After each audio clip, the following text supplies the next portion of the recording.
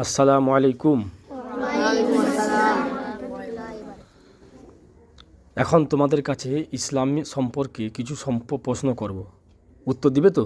জি। বলো, যুবক বয়সে নবীজি কি করতেন? ব্যবসা করতেন, ঠিক। নবীজি কতবার উমরা করেছেন? 4 বার। নবীজি কতবার হজ করেছেন? কোন নবীকে নবীদের পিতা বলা হয়? ইব্রাহিম আলাইহিস সালাম। কাকে? ইব্রাহিম আলাইহিস সালাম। কোন নবী জেল খেটেছেন? ইউসুফ নবী, ঠিক। আচ্ছা, কোন নবী জেল খেটেছেন এটা হলো। এবারে বলো, যুবক বয়সে নবীজি কি করতেন? ব্যবসা। কোন নবী নিজের হাতে ব্যবসা করে ঘর চালাতেন? দাউদ নবী।